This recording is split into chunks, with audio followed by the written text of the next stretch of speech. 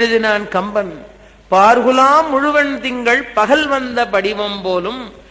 சந்திரனை இரவு நேரத்துல பார்த்தா அழகா இருக்கும், ஒளியோடு இருக்கும். காலையில சூரியன் உதிக்க ஆரம்பிக்கும் போது சந்திரனை பார்த்தா ஒளிமழுங்கி போகும். ஒளிமழுங்கி போற சந்திரனை போல பார்குலாம் முழுவன் திங்கள் பகல் வந்த படிவம் போலும். தார்குலாம் அலங்கல் மார்பன் தாயரை நினைந்து நைந்தான். தன் தாய்மார் ஞாபகம் வந்ததா? என் தாய்மார் இப்படித்தானே இருப்பாங்க. சினம் அடங்கி போச்சு. தாரை சமாதானப்படுத்தி அழைச்சிக்கிட்டு போறா. பிறகு சுக்ரீவனுக்கு நல்ல வார்த்தை சொல்லி உடனே சுக்ரீவன் பார்த்தான், ராமர் என் மேல எவ்வளவு கோவப்பட்டாலும் தகும், நான் தவறு செய்து விட்டேன், மறந்து விட்டேன், நன்றி கொண்டு விட்டேன், படைகளை எல்லாம் திரட்டு போலாம்னு எல்லா படையும் திரட்டியாச்சு. வானர சைனியங்களை திரட்டிக்கிட்டு இப்ப ராமரை தேடி வராங்க. அபூர்வமான ஒரு இடம். திரட்டிட்டு படையோட வந்தா இந்த ராமர் லக்ஷ்மணரை அனுப்புனாரு பாருங்க. அனுப்பும் போது ராமர் சொல்றார், என்ன சொன்னாரு? நன்றி கொன்ற பாவி, மெய்மையை சிதைத்தான், உரை பொய்த்தான், இதெல்லாம் சொல்லியிருக்காரு. எவ்வளவு கோபத்துல இவனை கொன்றாலும் தகும்ட்டார். இப்ப அவன் படையோட வந்தான்.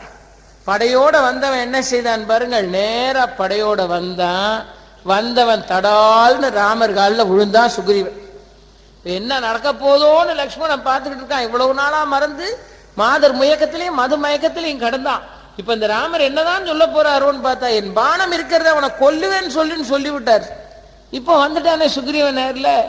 வந்தவன் காலில் தடால் விழுந்தான். இவன் தடால்னு காலில் விழுந்த உடனே காலில் விழுந்த சுக்ரீவனை இவ்வளவு கோபமா பேசிக்கிட்டு இருந்த ராமர் காலில் விழுந்த சுக்ரீவனை தூக்கி எடுத்து அவனை தன் நெஞ்சோடு அணைத்து கொண்டு ராமர் சொல்றாரு, சுக்ரீவா, எனக்கு நீ வேற பரதன் வேறையாடா? எனக்கு நீ வேற பரதன் வேறையா? நீ என்ன தப்பு செஞ்சாலும் நான் மறந்துட்டேன், நீ வேற பரதன் வேறையா? எனக்கு நீ பரதன் மாதிரி ஒரு தம்பின்னு கட்டி அணைச்சுக்கிட்ட. அருமையான இடம் ராமாயணத்துல. ஆனா எனக்கு இந்த இடத்த படிக்கும் போதெல்லாம் ரொம்ப வேதனையா இருக்கு, ரொம்ப வருத்தமா இருக்கு. இந்த இடத்த படிச்சா எல்லாரும் இது ரொம்ப அருமையான ஒரு இடம். தவற உடனே மன்னிக்கிறது பாருங்கள். To err is human and to forgive is divine நாங்கல்ல. உடனே மன்னிக்கிறது. சான்றோருடைய சினம் எப்படிப்பட்டதா இருக்குன்னாங்க. நீர் கிழிய இந்த வடு போலன்ட்டாங்கல்ல. தண்ணீர் அடிச்சு தண்ணீர் விலகுமான்னு நம்ம அதுல இருந்து தானே பழமொழி சொல்லிட்டு இருக்கோம். சான்றோர் சினம் அப்படிப்பட்டது. உடனே மறந்துடுற. எப்படி ராமர் உடனே மறந்து மன்னிக்கிறார். உன்னதமான குணம்னு எல்லாரும் பாராட்டுற இடம் ராமாயணத்துல. ஆனா இதை படிக்கும் போதெல்லாம் எனக்கு ரொம்ப வருத்தமா இருக்கு இந்த இடத்த படிக்கும்போது. ஏன்னா ராமர் சொல்றாரு பாருங்க, உத்தம தம்பிக்கு எப்பவெல்லாம் ராமர் உதாரணம் சொல்லுவாரோ அப்பவெல்லாம் இந்த பரதனைத்தான் சொல்றார். இப்பவெல்லாம் இந்த பரதனை.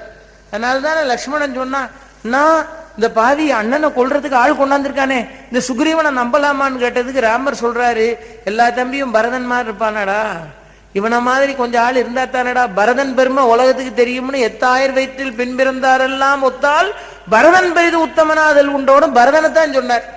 இப்பவும் தூக்கி எடுத்து அவனை மார்போட அணைச்சுக்கிட்டு சுக்ரீவனை, எனக்கு நீ வேற பரதன் வேறையாடா, பரதன் நீ இணைய பகரற்பாலையோன்னார். இதுக்கு மேல மன்னிப்பு அது இதுன்னு பேசாதரா, என் மனசு தாங்காதரா, நீ எனக்கு பரதன் மாதிரி ஒரு தம்பிடா அப்படின்னு கட்டி அணைச்சுக்கிட்டார். எனக்கு அதை படிச்சா ரொம்ப வருத்தமா இருக்கு. ஏன் தெரியுமா? 14 ஆண்டு எல்லா சுகங்களையும் திறந்துட்டு கைங்கரியம் பண்றேன்னு கூடவே வந்து நிக்கிறானே ஒரு லக்ஷ்மணன். 2 அடி தூரத்துல நிக்கிறானே. இந்த காலில் விழுந்த சுக்ரீவனை எடுத்து நெஞ்சோட அணைக்கும் போதாவது, ஏண்டா சுக்ரீவா, எனக்கு நீ வேற லக்ஷ்மண வேறையாடா இப்படி சொல்லியிருக்கலாமேன்னு என் மனசுல ஒரு ஆதங்கம். நீ வேற லக்ஷ்மண வேறையாடான்னு சொல்லியிருக்கலாமே. 14 ஆண்டு கைங்கரியம் பண்ண எல்லா சுகங்களையும் திறந்து வந்தானே, அவன் பக்கத்துல இருக்கும் போது அவனை சொல்லாமே தொட்டதுக்கெல்லாம் பரதம் பரதன் சொல்றாரு இந்த ராமர். அன்னைக்கும் அப்படித்தானே சொன்னார். பரதன் மாதிரி ஒரு தம்பி உண்டான்னு சொன்னாரு அன்னைக்கு. சுக்ரீவனை துணைக்கு அழைக்க போகும்போது ஏன் சொல்லியிருக்கப்படாது லக்ஷ்மணன்? ஏண்டா எல்லாரும் உன்ன மாதிரி இருப்பான்னு நினைச்சுக்கிட்டேடா, இப்படிதான்டா இருப்பான் அப்படின்னு சொல்லியிருக்கலாமே. அப்படி சொல்லாமே எல்லாரும் பரத மாதிரி இருப்பானான்னு சொல்லிட்டாரு. பரதனோட பெருமை உலகத்துக்கு தெரிய வேண்டாமான்னு சொல்றாரு. இப்போ பரதன் நீ இணைய பகரற்பாலையோ அப்படின்னு கட்டி பிடிக்கிறாரு. இப்போ லக்ஷ்மணா, சுக்ரீவா, எனக்கு நீயும் ஒரு லக்ஷ்மண மாதிரின்னு சொல்லியிருக்கலாமே. என் மனசுல ஒரு சின்ன வருத்தம், அதை உங்கள்கிட்ட சொல்றேன். அப்படி சொல்றாரு. எப்படி இப்படி சொல்றாரு? பக்கத்துல இருக்கும் போது இருக்கிறவர்களுக்கு முக்கியத்துவம் கொடுத்து சொல்றது தானேங்க மரபு. அதுதானே மரபு. அவன் பக்கத்துல இருக்கிறான். அதை விட்டுட்டு நந்தியம்பதியில உட்கார்ந்து இருக்கிற பரதனே உதாரணமா சொல்லும் போது இலக்குவன் பயன் கருதாத தொண்டு செய்தவன், அதனால அவன் அதை பத்தி கவலைப்படல. ஆனா நீங்களும் நானும் லக்ஷ்மண ஸ்தானத்துல இருந்தோம்னா நாளெல்லாம் தொண்டு செய்யறதுக்கு நாம வந்திருக்கோம், நம்மளை விட்டு பரதன் பெரிய பரதன் அப்படின்னு மனசுக்குள்ள நமக்கு சொல்லவாது செஞ்சிருப்போம். அவன் நிஷ்காமிய கர்மி, அவன் பயன் கருதாத தொண்டு, எந்த பலனையும் கருதல. அதனால அவன் பேசாம இருந்தான். அவன் எதுக்கும் அசையல, எந்த விளம்பரத்தை பத்தியும் கவலை இல்லை, எந்த புகழுரைகளை பத்தியும் கவலை இல்லை. அவன் ஸ்திரமா இருந்ததுக்கு அது ஒரு காரணம். அவன் பேசாம இருந்தான். ஆனாலும் இலக்குவனை சொல்லலையேன்னு என் மனசுக்குள்ள பெரிய, நான் அடிக்கடி இந்த வாழ்க்கை நிகழ்வுகளோட பொருத்தி பார்ப்பேன். நல்லா அழகா சமைச்சு எடுத்து அருமையான ஒரு இலை போட்டு அழகா வேண்டிய அளவுக்கு படைச்சு நல்லா இருக்குன்னு கணவர் சொல்லணுமேன்னு தானே இவ்வளவு அழகா சமைச்சு படைக்க. இது எல்லாத்தையும் செஞ்சா ஒன்றும் சொல்லாம இப்படியே சாப்பிட்டுட்டே, ஒன்றும் சொல்லாம சாப்பிட்டு, சரி ஒருவேளை சாப்பிட்டு முடிச்சுட்டு நல்லா இருக்குன்னு ஒரு எதிர்பார்ப்பு மனைவிமா இருக்கு. ஒரு வாய் சாப்பிட்டோன்னா நல்லா இருக்கு, பரவாயில்லையே நல்லா வச்சிருக்கிய அப்படின்னு, நான் வேற இதுல என்னங்க கொண்டு போறோம், நல்லா இருக்குன்னு சொன்ன உடனே அவங்களுக்கு ஒரு சந்தோஷம். சரி நாளைக்கு இதை விட நல்லா வைக்கணும் அப்படின்னு நினைப்பாங்க. அப்படி ஒரு சந்தோஷம் தானே, ஒண்ணுமே சொல்லாம இப்படியே சாப்பிட்டு. அப்ப அந்த மனைவி என்ன நினைப்பா, சரி எல்லாம் சாப்பிட்டு முடிச்சுட்டு கடைசியில சொல்லுவார் போல் இருக்கு, ரொம்ப நல்லா இருக்கு அப்படின்னு ஒரு வார்த்தை சொல்லுவார் போல் இருக்குன்னு அவன் நினைச்சுக்கிட்டு இருக்கா. இவர் ஒன்றும் சொல்லாம இப்படியே சாப்பிட்டுட்டு, ஒன்றும் சொல்லாமலே சாப்பிட்டோன்னா அதுக்கு மேல அவளுக்கு தாங்க முடியல. சாப்பிட்டு முடிய போகுது.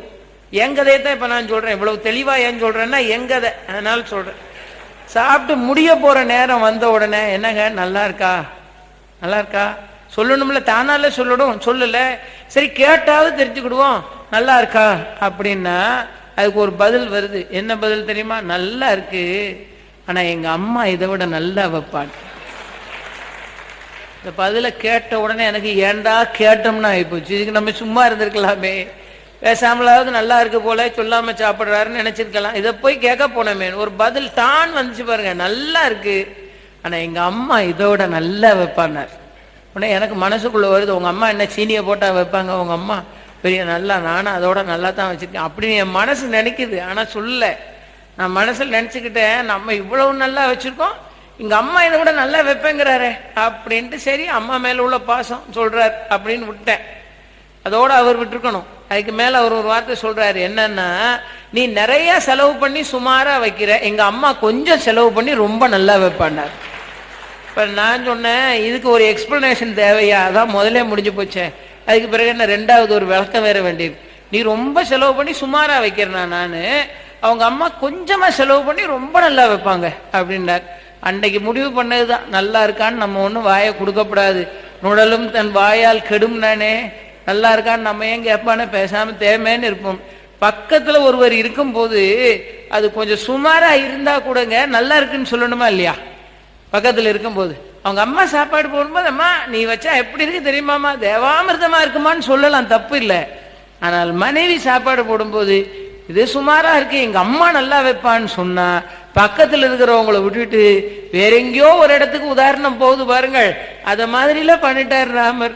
பக்கத்திலேயே லக்ஷ்மணரை வச்சுக்கிட்டு, எத்தாயிர் வயிற்றில் பின் பிறந்தார் எல்லாம் ஒத்தால் பரதன் பெரிது உத்தமனாதல் உண்டோ, பரதன் நீ இணைய பகரற்பாலையோனார். நிஷ்காமிய கர்மியா இருந்ததுனால லக்ஷ்மணனை அது ஒன்றும் செய்யவில்லை, அவனை தொடவில்லை, அவன் பேசாமல் இருந்தான், அவனுக்கு எந்த பாதிப்பும் அதனால் ஏற்படவில்லை.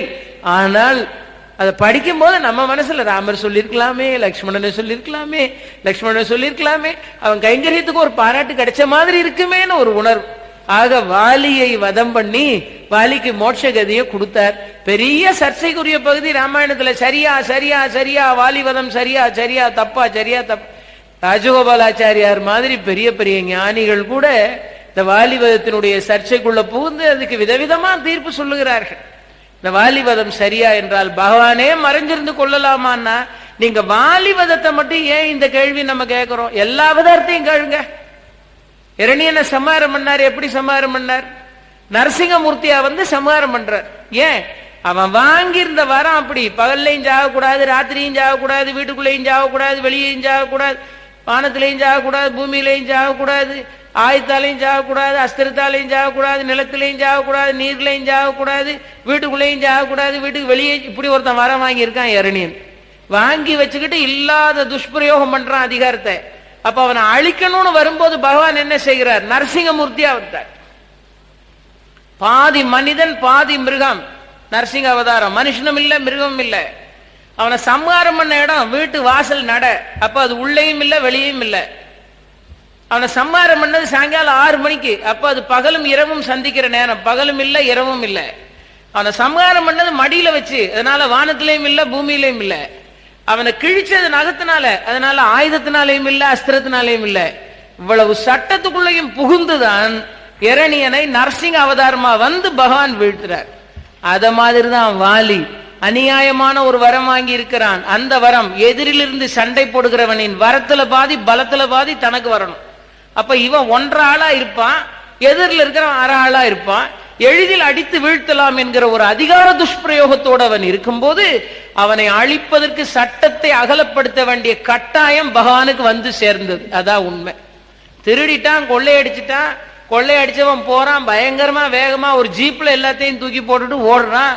போற இடத்துல பாலத்துக்கு மேல போர்டு வச்சிருக்காங்க, ஒன்லி 40 கிலோமீட்டர் ஸ்பீட். உடனே அதை திருடிக்கிட்டு போறவன் சட்டத்தை மதிக்கணும்பா, கொஞ்சம் ஸ்லோ பண்ணுன்னு சொல்ல மாட்டான். நீ 200 கிலோமீட்டர் ஸ்பீட்ல போன அவன் ஓடுறான். செய்தி கிடைச்சு அவனை பிடிக்கிறதுக்காக காவல்துறை ஜீப்ல பறக்குறாங்க. பறக்கிறவங்க பார்த்தாங்க 20 கிலோமீட்டர் ஸ்பீட். சட்டம் நம்ம தான் போட்டிருக்கோம், நம்ம சட்டத்தை மதிக்கணும்பா. 20 கிலோமீட்டர் ஸ்பீட்ல இங்க போனா அவன் எங்க போவான்னு தெரியாது. அந்த நேரத்தில் அவங்களும் சட்டத்தை அகலப்படுத்திக்கிட்டு 20 கிலோமீட்டர் ஸ்பீடெல்லாம் மறந்துட்டு அவனை பிடிக்கணுமானால் எவ்வளவு வேகமா போடுமோ அதுல போய் ஆக வேண்டும் என்பது கட்டாயம்.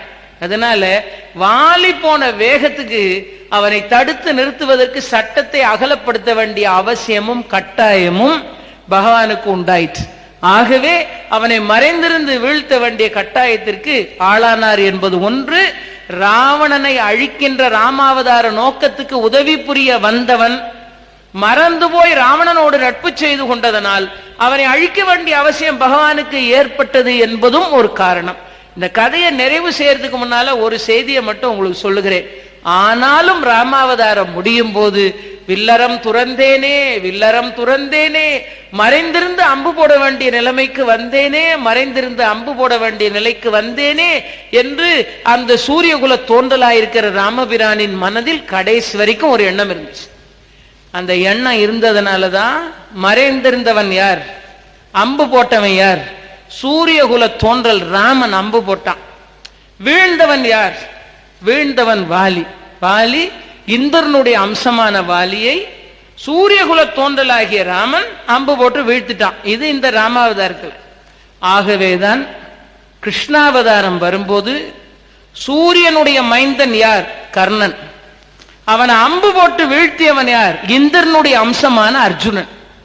அதனால்தான் கிருஷ்ணாவதாரத்துல பகவான் இதற்கு மாற்று செய்வதற்காக சூரியகுல தோன்றல் அம்பு விட இந்திரன் வீழ்ந்தான் என்பதனால் இந்திரனின் அம்சமான அர்ஜுனனை கையில் வைத்துக் கொண்டு சூரியபுத்திரனாக இருக்கிற கர்ணனை மகாபாரத கதையில் வீழ்த்துவதற்கு பகவான் இவ்வளவு முனைப்பு காட்டியதற்கு இதுதான் காரணம். ஆக 2 அவதாரத்துக்கு இடையில இது போல ஒரு சம்பந்தம் இருக்கிறது என்பதையும் நம் பெரியோர்கள் நமக்கு உணர்த்தினார்கள். வாலி மோட்சகதி அடைந்தான். வாலி மோட்சகதி அடைந்த பின்னால் வானர சைன்யங்களின் துணையோடு பிராட்டியை மீட்க வேண்டிய வேளையில் முழுமூச்சாக பகவான் இறங்கினார். அந்த அபூர்வமான பகுதிதான் நாளை நீங்கள் கேட்க இருக்கிற சுந்தரகாண்டம். சுந்தரகாண்டம் கேட்டால் ராமாயணம் முழுவதும் கேட்ட புண்ணியம் கிடைக்கும் என்று சொல்லியிருக்கிறார்கள். மனக்குழப்பங்களை எல்லாம் தீர்த்து நமக்கு மகிழ்ச்சியை தருகிற சுந்தரகாண்ட பகுதி இன்று போல் நாளையும் நீங்கள் வந்து கேட்டு இந்த நிகழ்வை நடத்தக்கூடிய பெருமக்களுக்கு பெருமை சேர்க்க வேண்டும் என்று சொல்லிக்கொண்டு இந்த அளவிலே பொறுமை காத்து இந்த நிகழ்வை செய்யுமெடுத்த உங்கள் எல்லாருக்கும் நன்றியும் வணக்கமும் பாலித்து இந்த உரையை இத்தோடு நிறைவு செய்கின்றேன். நன்றி, வணக்கம். வழக்கம் போல் 2 நிமிஷ நேரம் ராமநாமம் சொல்லி நாம் இந்த இடத்தை விட்டு கலைந்து செல்லலாம்.